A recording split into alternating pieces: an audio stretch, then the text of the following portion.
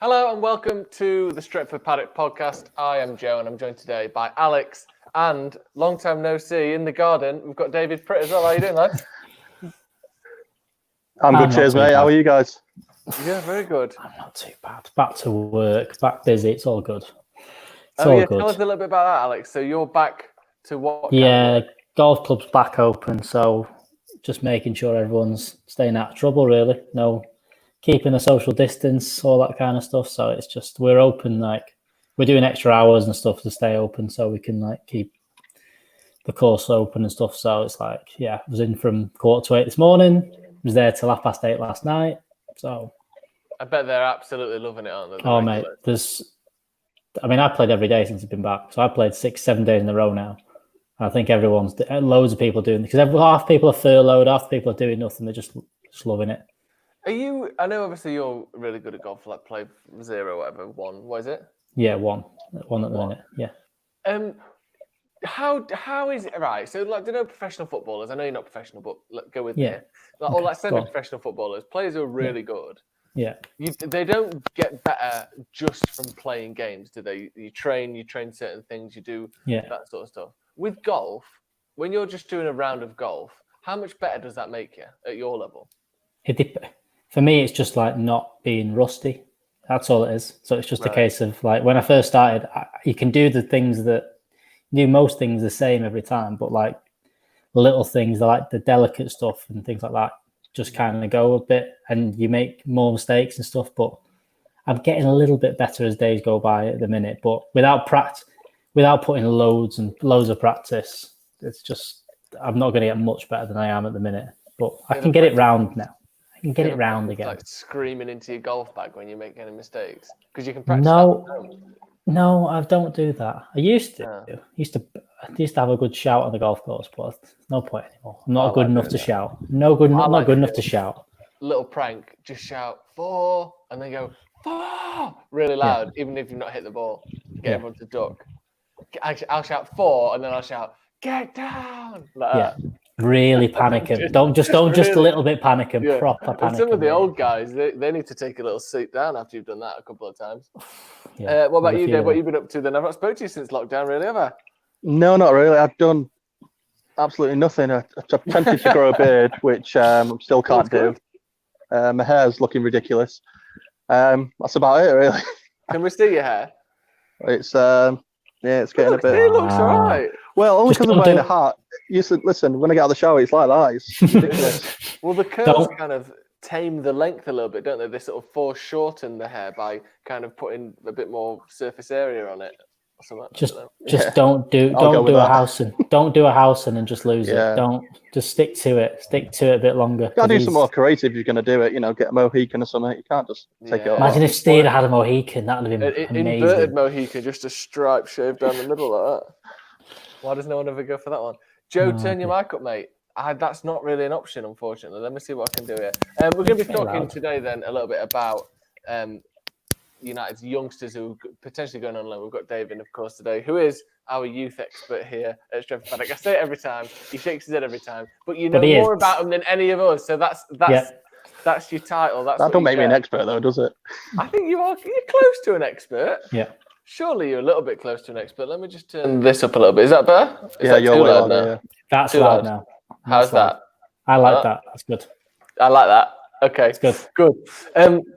So, Alex, do you want to take us through a few of the names? Yeah. So put you on the spot, Dave. Yeah, get Dave's opinion on these things. It's an MEN article, so you have to take it with a little bit of pinch of salt, a little bit. But to be honest, it does sound pretty. They are players that kind of got linked. So we've got James Garner to start with, Dylan Levitt, Ethan Laird, and Ethan Galbraith, who have all been linked to go out on loan. There's been interest in them all for next season, I think, is the words on the street of it all. But I think, to be honest, they all sound like they make sense, to be honest, because I think in the positions they're in, it looks like we're going to have a lot of players, especially at fullback, especially with Matic looking like he's sticking around. I don't think there's going to be too many places in midfield anymore. I think, and especially with McTominay and Fred, I think Fred was potentially linked. I don't know whether he was going to stick around. There was always how good he was going to be, but he did a good job. He did a good job this season. So what do you reckon, Dave? I don't. I think that all them on loan would be a good thing for it. Yeah, totally. But you got to do the loan the right way. I've known players in the past who've gone out on loan, and I wouldn't say they've been forgotten about, but it's just, we'll just get him up, keep him happy so they're playing. Whereas these players, especially Levitt and Garner together, they've been a midfield partnership since they were 9 or something. For me, I think they can make it as a midfield partnership for the first team. I'm not saying they're going to push Pogba out and Fernandes at the moment, but I'm talking maybe a few years, looking at other options.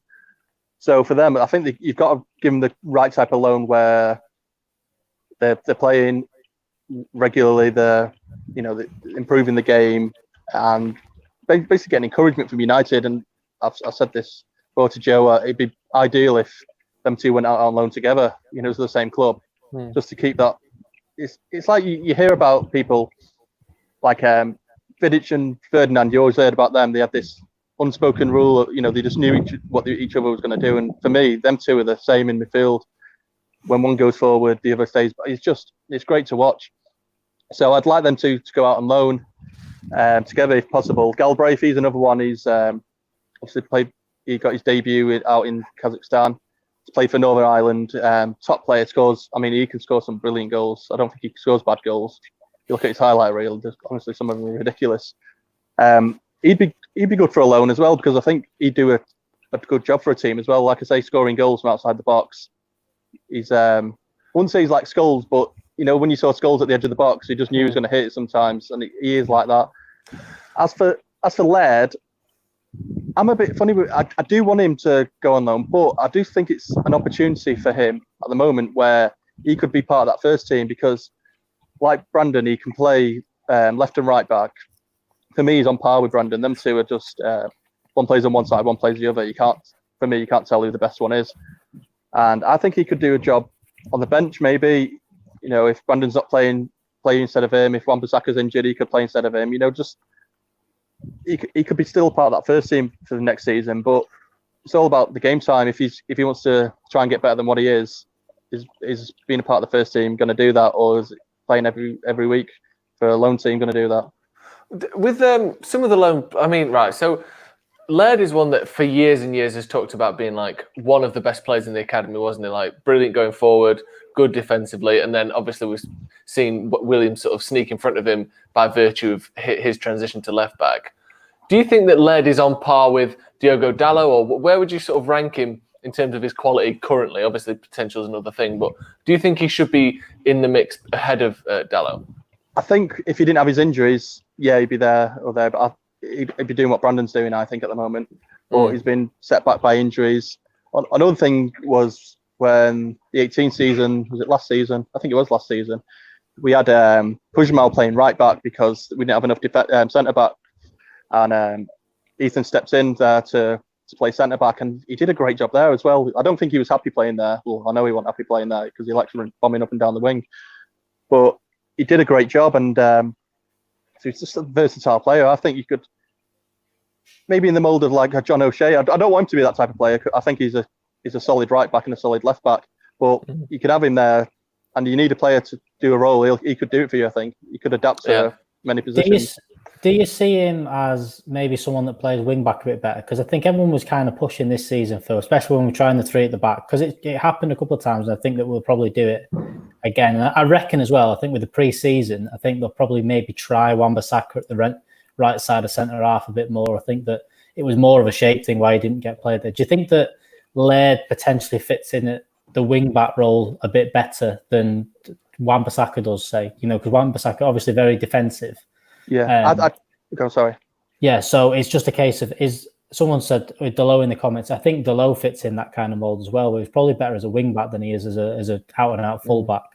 And do you see that's as probably their spot, where it's kind of them playing, they're almost the system players that when we need to switch to three at the back, maybe we play Wan-Bissaka at right side of centre half, or maybe just for the system, just for a different system, maybe we have to leave Wan-Bissaka out and we need that as the attacking option. Do you think they fit in there a bit better? Possibly, yeah. I mean, I personally think that Laird's better at going forward than Wan-Bissaka.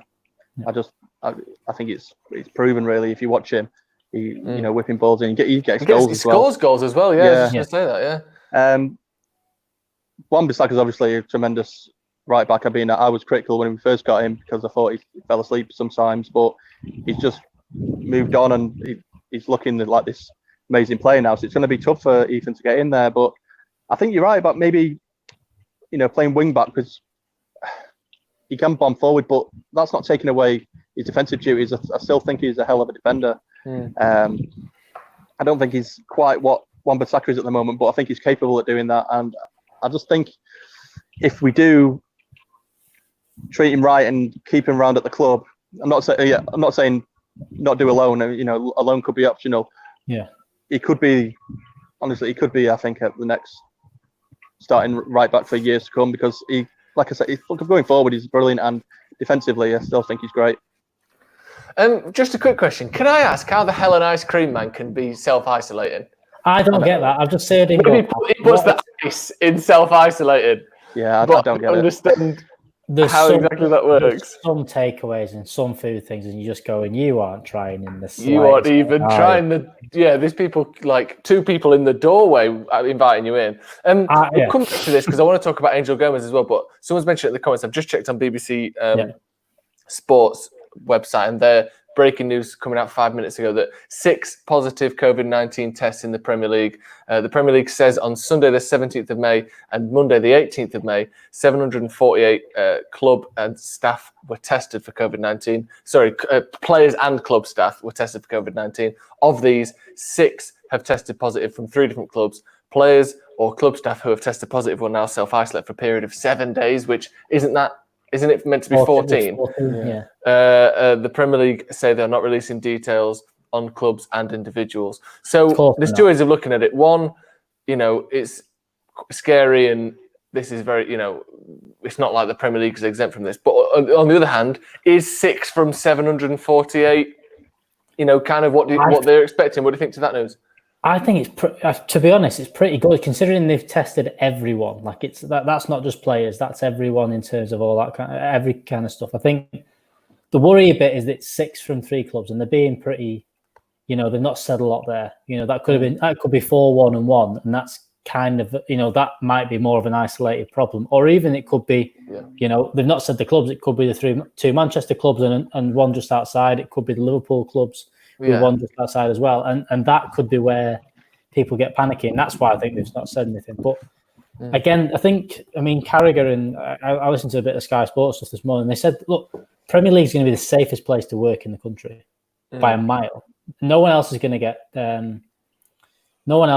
tested as much as these guys are. No one else is going to get tested as often and dealt with as quickly. So that 6 is probably expected, and probably the way that you look at the percentages in the country and stuff is probably bang on, probably around the curve, around the percentage you're expecting. So, there's a few worrying things with that. Were they fully self-isolating the last few days away from these players and stuff like that? Have they fully stayed away from the players in the last couple of days when they've been coming in for this testing? How well they've done that? And hopefully it doesn't get any worse than that. But I don't know. I think it all depends. If it goes, I think if it's a couple of players from the odd club, I think they can keep going. But if they get the thing where they get 5 players come in once and it's all from the same club and they're all first team starters, then there's going to be a problem, and you just can't. You can't do it. You can't play. No. Well, I suppose see, the thing with it is that really the testing is all it's doing is just showing how widespread this is, and I think. People sort of there's 2 sides to this. One is, why do Premier League players get tests when there are more vulnerable people? There are key workers who don't get tests, which there is. I personally can't see any argument for. I completely agree with that. But on the other side of things, these are people too, and now that there are 6 people who now know not to see their grandparents, not to see this person, not to see that person. So in a way, we're still testing human beings here. It's not like footballers are this sort of isolated pocket of society that don't come into contact with anyone. It's any people that we find to have it. It's better than not finding them. Obviously, wasting tests and using more tests than are necessary just to get a sport up and running isn't particularly morally great. But those 6 people now know to isolate. No one knows. No people. The people who are they are close to and who have been in contact with them now know to isolate. Yeah. So it's good to find as many people as you can who have the disease. What do you think, Dave? Yeah, obviously you want to find everyone who's got it, but I just think this thing with the Premier League where it seems it's more important than anything else in the country at the moment. And I just don't understand that at all. No. And it's nothing to do with the fact that Liverpool might win the title. I've said in the past that I'd rather the league finish now and they give them the title.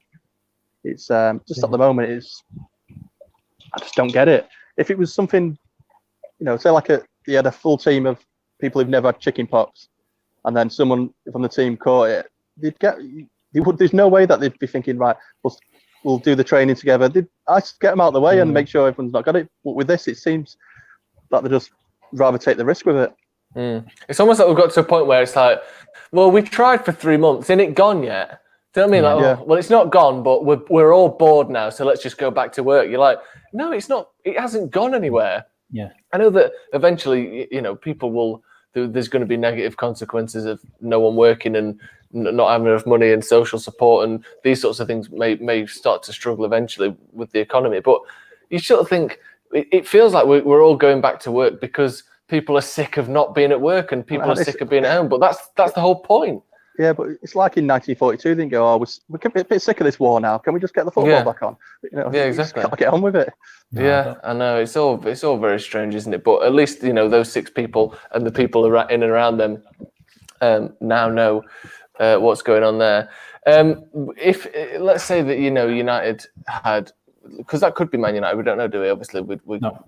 Statistically probably isn't, but that doesn't mean anything. So if that was, 4 players from United's first team, would you be thinking, hang on a sec, this is, again, look at taking away the sort of the social aspects and all that, we all agree that it seems like they're just going for money and, really these sorts of tests shouldn't be used the way they are being. But would you sort of think, well, this isn't, from a sporting perspective, would you think this is a bit unfair, we've lost 4 players to this virus and everyone's still playing on like everything's normal? Well, that's it as well. Like, the players that are, if you get an injury in the season, you can almost kind of say, well, look, that's number one. He's either, that's how he's built. That's the kind of player you've signed or whatever. You know these kind of things, or it's unluck, or he's not been training properly and stuff like that. All this, but this is an illness that we've all been warned about that we're potentially going to get, and if that means that you can't play, it is an unfair thing to bring it. But I don't think, unless it's a really strong, unless it's like half, like I said, 5 to out of an 11 or something like that get it out of one team, I don't think they're just going to stop them. I think as long as they can, especially they kept it quiet today straight away, because if they wanted to, they could have said it was 2 players from this team, 2 players from this team, 2 players from this team, or 1 from here, 1.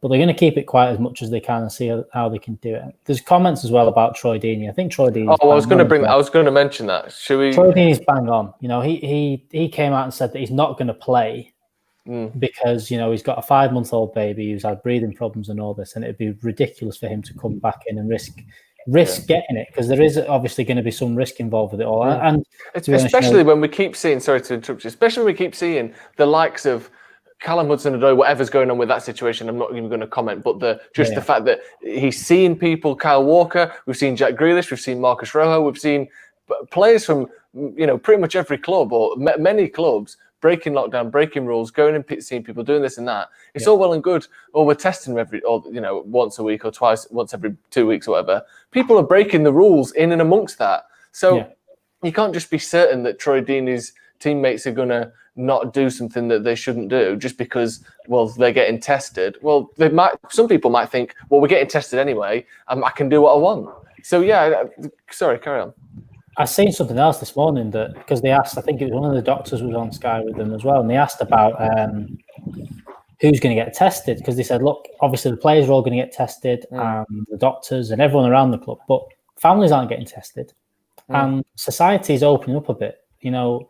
People are still going to the shops, and maybe these players aren't going to go to the shop. These players are going to apparently isolate within 7 to 14 days of the first game and things like that. So they're going to go to a hotel, which is crazy. I don't see how that works. They're going to isolate away from families and stuff, but they're still going to see families. You're not going to tell me they're not going to go back to families, not going to go back to households.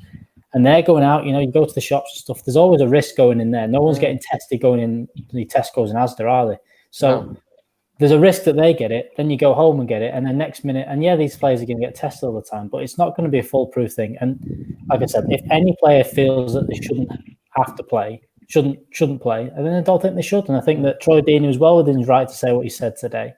Dave, have you seen much on that? Have you seen the criticism and stuff that he's been getting as well? Yeah, I just don't understand. It's people's selfishness, really, thinking, once again, that football's more important than anything else in life.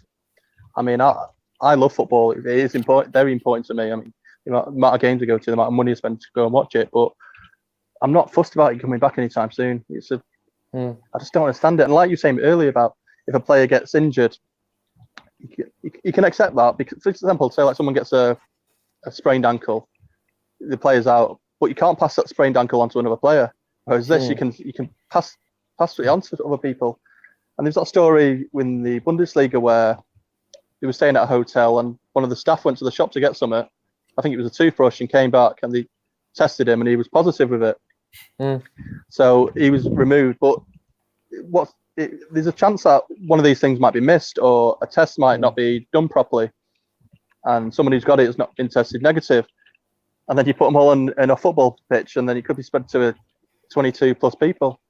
Yeah, and some of the comments on it's Sky Sports' tweet that I saw where the comments where people were like, you're not getting paid then, Troy. You're like, well, if you don't come back, you're not getting paid, and stuff like, there's been key workers who have moved out from their flats or moved out from their house into new accommodation so they can keep working. Why can't they do the same? You're like, because he's not a key worker.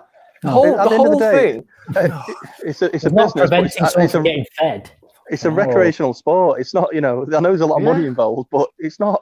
It doesn't define the world.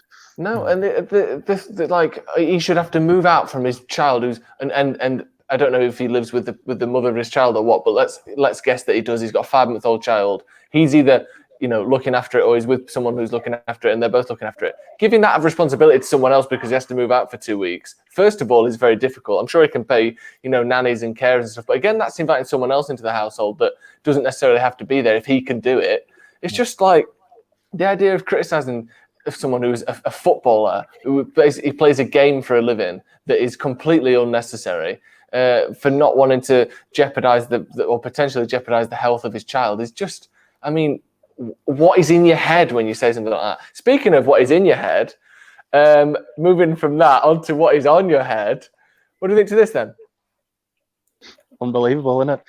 How has he kept it secret for 10 years, 15 years? He's not bald. Amazing. As he's been getting the razor out every single day. There's not even been a hint of stubble on there for years, has there? And it's not even like he's receding or anything, and he's done it. He's got. That's ridiculous. A very good wig.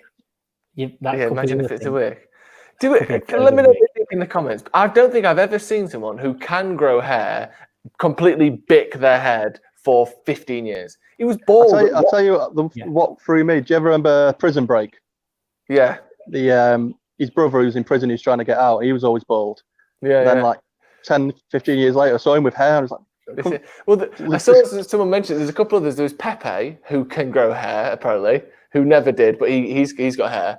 And there's someone else as well. One other person, was it Martin Skirtle, I think, who actually has got hair. But Ashley Young has got hair. It's not like he's done the David Silva trick either, is it? No, he's not had a hair transplant. There's greys in that. Also, here's something else I don't get.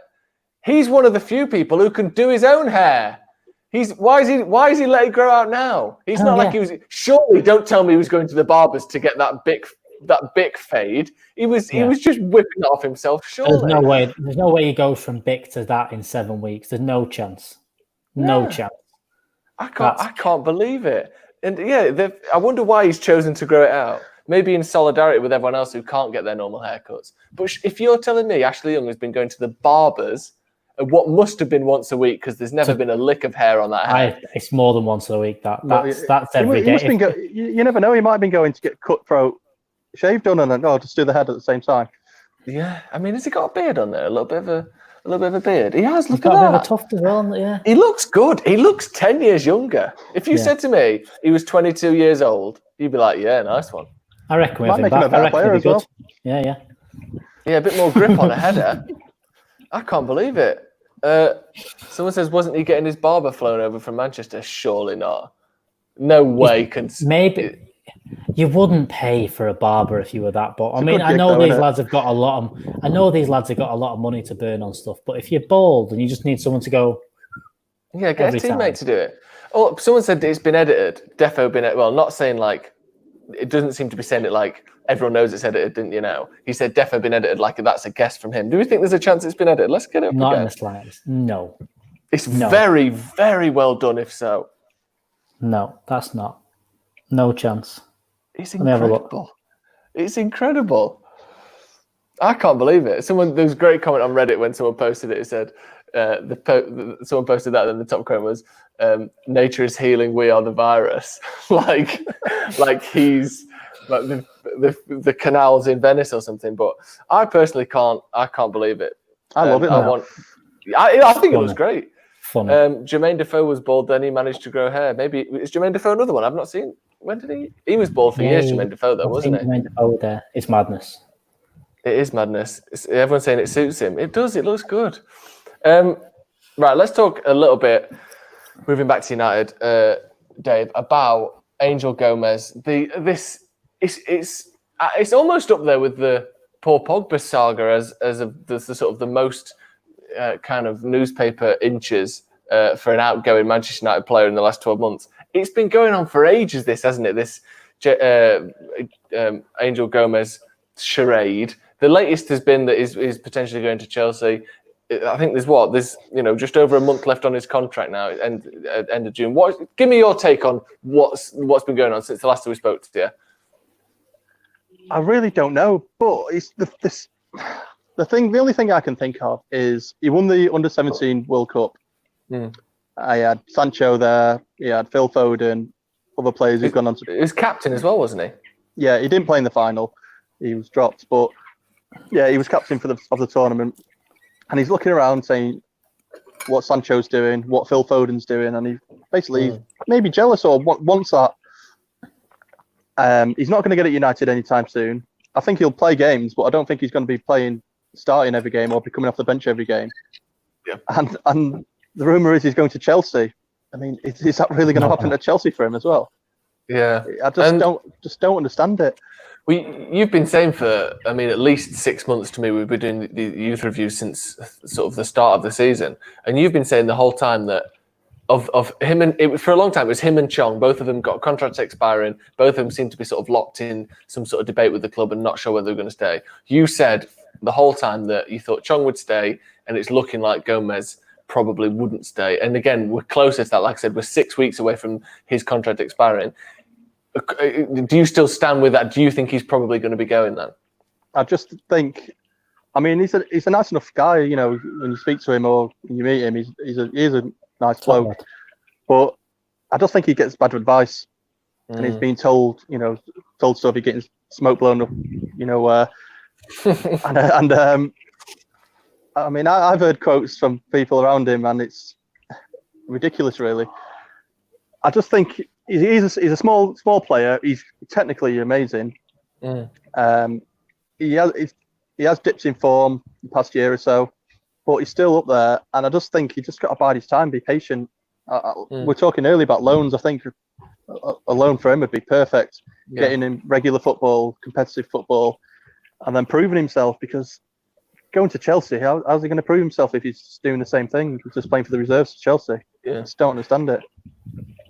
The thing with I know he's small, and I know that people like to. There are seems to be two schools of thought with that. One is people. There are certain people who say every time he's very small, it's going to take a while to adapt to the Premier League. There's another group of people who seem to say, well, who cares how small he is? This plays this small, this plays this small, this plays this small. But really, when you look across the broad spectrum of professional footballers, not many of them are 5'4", are they? They really aren't. And that is an obstacle to overcome. And the fact that Messi's small, Messi's also the most talented footballer that's ever lived. And as good as Angel Gomes is, he ain't that. So I reckon Or I think, actually, I'll ask you, Alex. Do you think his size and stuff not only makes it a bit more difficult to sort of wean him into the squad? Do you also think it makes a potential loan more difficult because he can't go? He couldn't go on loan to the likes of Stoke. He couldn't go in the Championship. West Brom. He'd struggle to be on loan in the Championship. Do you think it does kind of hinder his chance for first team games at any level just because you have to pick the team so specifically for him? I think it does, and I think you guys watched him up close in pre-season, and I kind of mentioned that maybe he wouldn't be able to fit the pressing thing that Ollie wants to do in the system, but there's still a little bit about it, and there's still the argument I got a lot this year was I had the debate with Adam McCall, and he said, "Well, Tahith Chong got a game, and he's in the same position." I'm like, "Well, we have no right wingers. It's not like we have." A bad one.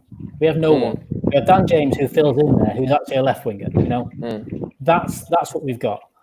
So that's why he probably got a game. We had bad number 10s. We had Pereira, we had Lingard, but they're also 4 or 5 years older. Lingard's 6 years older. I've also done it at a high level. Pereira went to Valencia and did all right. He did okay, and he's done okay in a couple of games this year. There's things you expect you're going to get out of these players in terms of the press and things like that. I don't think you've got that from Angel. I think that I agree. I think look, he's a quality player, and I'd love to have seen him play. I'd love to see him walk into the team and show. I mean, he's had a couple of chances this year. I saw him play at Old Trafford against. I think he came on in the first Astana game and looked. His touches looked sharp all the way through, and he definitely played the Astana the full trips were starting, and he looked sharp and everything like that. But he's not he's not stood out ridiculously. He's not controlled the game, and for as much as and he's not deserved to be the starting number 10. I don't think he deserves to start. So, and it's a tough one to. He's one of those players that I don't think comes on and changes a game either, and that's the other thing as well. You've not got unbelievable pace. You've not got unbelievable press. You've not got all that coming on off the bench. You've got someone that can find a pass, yes. But we've seen it with Mata this year. He can't come on and change a game. When he started, he's great. But Angel Gomes isn't going to play 90 minutes for Man United anytime soon. And I sort of kind of want him to go away somewhere else and prove us all wrong. Because like Dave said, I know people that know him. Dave's met him a few times. And he's a really nice lad that everyone wants to do well. And you kind of want him to go away and do well. But I think it's kind of got to the point where we can't be hoping that this lad signs this contract and becomes the most committed player in the world football, because it doesn't sound like he is. He's got contract offers. You're at Manchester United. You've not been. Yeah. It's not like you've been offered peanuts to come and play. No, he's been offered. He's a very good contract offers. Just come and play your stuff. Take your time. Get in the team. Yeah. Go out on loan if you need to. Force the loan. Start with that. Say, look, I'll sign this contract, but I need a loan. I need to go somewhere else. I need to get some game time. But I don't think he wants that. I think what he wants is, I want a contract and I want to be in the first team because this is why X, Y, and Z. Because X, Y, and Z said they're going to do that, and I don't see them doing that. No, I don't see him getting into Chelsea. There's no chance he walks. The only level I think that he could sign a first team contract and be playing 30 games a season for is outside the top 5 leagues in Europe. Personally, I think at this stage, maybe. Potentially a French league team, but Portugal perhaps, or maybe Spain. We did see it with Pereira getting more games, but I think he needs to develop more. And let's not forget now, he's basically had a year off. Not really, but he's not in the last 12 months. How many games has he played, Dave? Like 12, 13 games? A mixture of injuries, and he's basically had a season off. Not quite, but you know what I mean. At one of the most pivotal development years of a player's career. He needs to just play games again, no matter what level it is. And it does worry me for his sake that it seems as though he's got his heart set on bigger and better things than United. And let's face it, there aren't many bigger and better things than United, despite how poor we've been in recent years. You look at how many youth players have left Man United, and we've gone, we shouldn't have let them go. PK potentially, and maybe Michael Keane is the other one who you would kind of have had back. But even then, that's up in the air. And obviously, Pogba we did get back. Yeah. But that's it in the last 15 years. Yeah. I don't want him to turn into like a Callum Gribbin. He was another one where, and I think it might be the same situation with him. Callum Gribbin, amazing footballer, really was. There or thereabouts getting in the first team. And then Marcus Rashford got in ahead of him. And he never got over it. Just never got over it. Now I think he's in Sheffield reserves. But he had the potential to be Premier League player easily. But he got to his head and he let it affect him.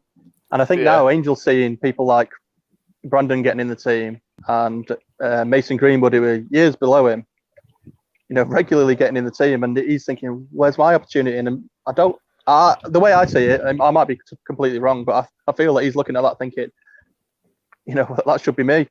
And I don't want him to go to his head and then a player that remember Angel Gomes, because he is that player where he is that he should be not remember Angel. Oh, there's Angel Gomes. He's that type of player where you don't want the Zeki Friars thing as well, or he's kind of it's the same kind of it feels the same kind of thing here, where he sees something else somewhere else where it's going to be great, and it only takes an injury or it takes because if he doesn't get a run in that team, then what do you do? You know what? Yeah.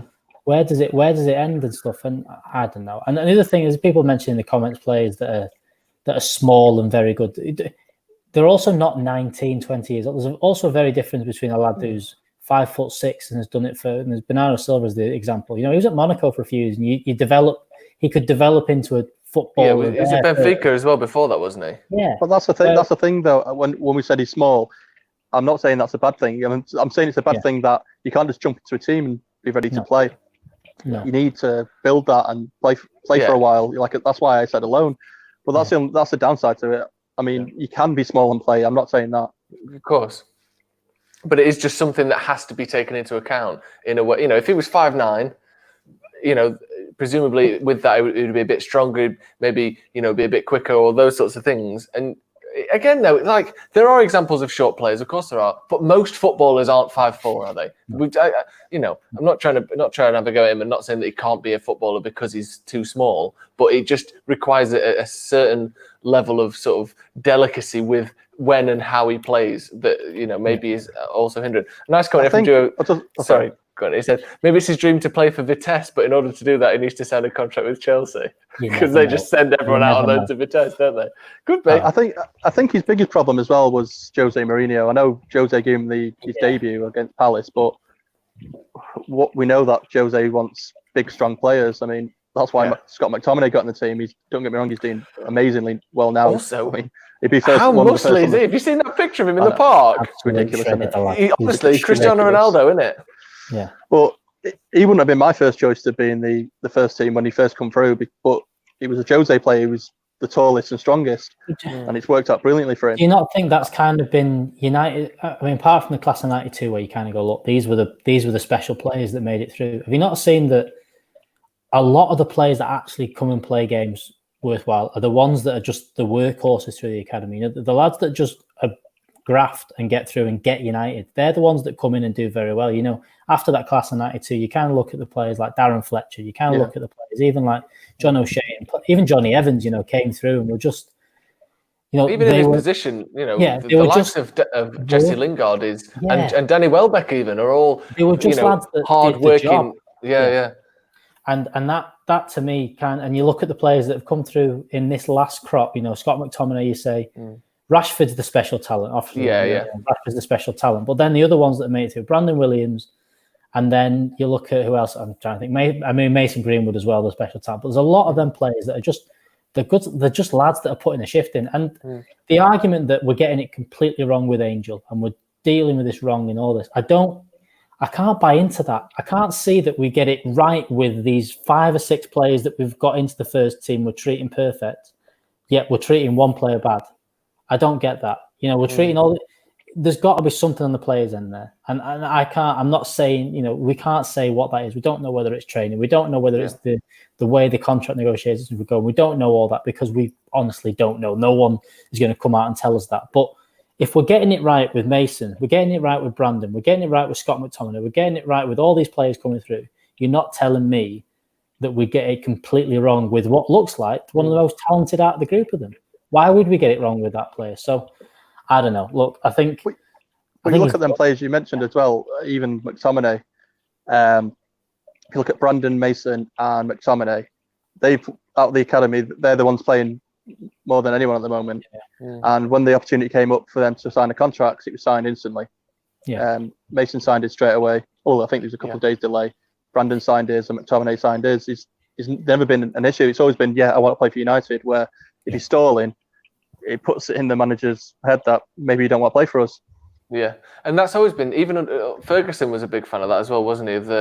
You've got to want to be here as much as not as much as talent, obviously, because a world class player always has a little bit more leeway than anyone else. But when you're a young lad who's coming through, other than since class of '92, maybe Rashford, there aren't many young lads who have been so incredible that you would do anything to keep them. Maybe again, Greenwood is sort of approaching that kind of level, but generally, Gomes hasn't been so incredible that we're going, God, he wants to go, but you know what? We should throw 50, 60 grand at him. He just hasn't done that.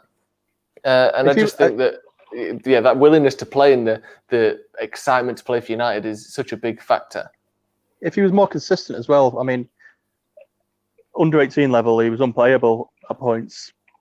15, 16 years old, and he was the best player on the pitch. Moved up to the 23s. Still young, he struggled at first, then started doing well, but then he dipped in form. I don't know why. I don't know whether he found it hard or it was something else. Yeah. So you can't then say, well, you should, definitely should be playing for the first team. If that continued and he was, not as good as he was for the 18s, but still averaging good games, you'd be saying, he deserves it. But I don't know if he does at the moment. I want him to. I mean, I'm a huge fan of him, and I want him in that team, but. I don't think he deserves it right now. No. Well, in the way that McTominay kind of got in the first team and surprised everyone with how good he was, Gomes has kind of been in and around the first team and not really impressed that much, has he? So, again, he's been given a great offer if reports are to be believed. It's not like we've gone, well, we'll just give you, 500 quid a week because we're Man United. It does sound like he's been given an excellent offer, and it doesn't seem... I won't be surprised if it's more or less the same as Chong's, and the reason Chong held out was to get that contract. Yeah. I think a lot of it is probably down to the playing time offer side of it, but I don't know how these players get. I mean, they can't promise anything to these players. Surely you can't say to them you're going to play every week because you know what, you might not. Especially, and we have signed players that it looks like Pogba might be sticking around. I don't know. It's a big maybe, but you've got Bruno that fits into that position very well. We're obviously looking at other players in terms of Jack Grealish and stuff like that. And if he comes in, it's going to be a tough ask for him to get through that team. But then again, you look at, imagine being Mason Greenwood. I mean, you've got Martial, who was signed for 50 million not too long ago. He's going to be there should be there for a while. You've got Marcus Rashford. You're now looking at Jadon Sancho probably coming in, and that's all that's getting linked. And he's playing in the position that you've got your chances in this season. He's going to come in and be there. Imagine if he went, well, that's not fair.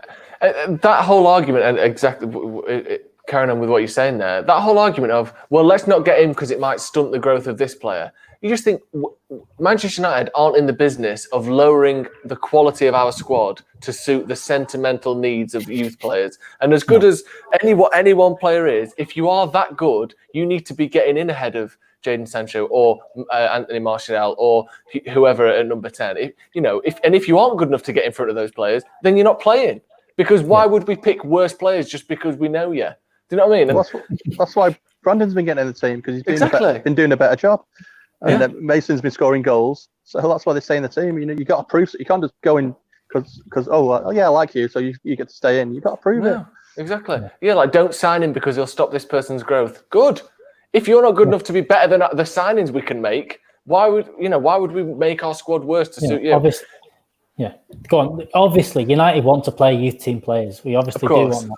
But if you can get better, you have to get better. And Fergie proved that all the way through. Fergie signed when he didn't, he signed Van Persie and when you had Danny Welbeck coming through and things like that. But you know what? He won us a title in the end. And he was still looking at, if the rumours are true, he was still looking at Lewandowski. So them players were never in the plans kind of thing. Gerard Piqué came in. He looked like a great player, but he brought Vidic in, and Vidic did a better Premier League job than Gerard Piqué. It was a horrible thing to do.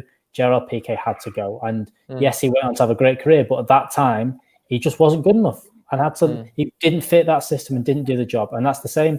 It should be the same all the way through. If these players come in and can do a better job, tough. And I'll say it again. The amount of players that leave United and we really kick ourselves for letting them go, you can count on one hand in the last 20 years. So it's not like we get these situations wrong time after time after time, is it? We very rarely lose out on a player where you go, fucking hell, they'd be playing for us week in, week out now. It just doesn't happen. PK would have left anyway because Shakira would have lived in Manchester. Not happening. No, probably not. Sad time, it is sad, actually. There's some great belly dancing classes in Manchester, though. I'm sure she could have got some work somewhere. Joe? No, I stand outside them, but I've not been in. What have you lot got planned for the rest of the week then, Dave? What are you up to? Absolutely nothing. Just, Do you have any? Have you been getting into like puzzles? Do you play any video games? Yeah, fishing? I've been playing old video games. I've got my PS2 back out. I've been playing really old games, and it's just it's. What do you play? Funny. What have I got? I actually played the other day the original Tomb Raider. I've been going through that.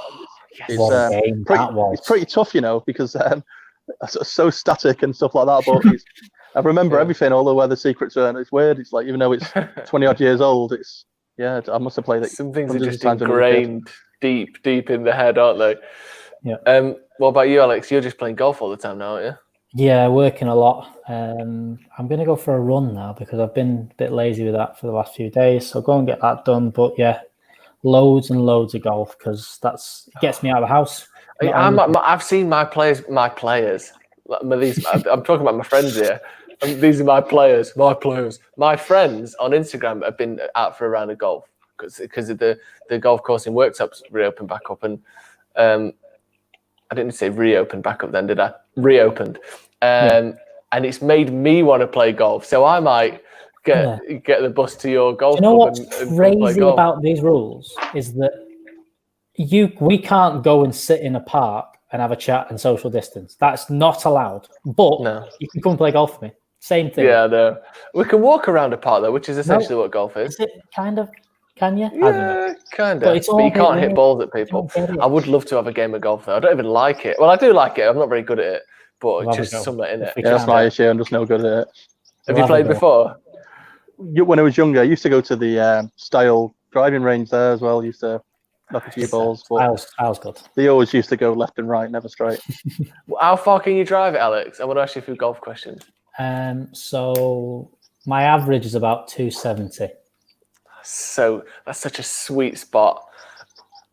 Which isn't that long, to be honest, compared to some people. But it does the job, especially when it's really bouncy because it's rock hard at the minute. So it's great fun for that. Could you hit it harder than that? I saw someone was talking. Yeah. Tiger Woods says that he only hits every shot at like 75% or whatever. Yeah, I have to hit it at 90% to hit it 50 yards short of where Tiger hits it to, because these guys are. You've seen the guys doing the long drive stuff. That's what it would look like if they all hit it 100%. But the problem is they hit it off the planet most of the time onto different places. But them guys can hit it 400 yards, which is and it's just gone. It looks like they're trying to twist their own bodies in half, doesn't it? Yeah. None of that for me. Okay. Much more controlled. Lovely. Right. That's going to be all from us today. Thanks for joining us, Dave. It's good to see you. I've not seen you in a bit. Yeah, it's good to see you both. Where can people find you, Dave?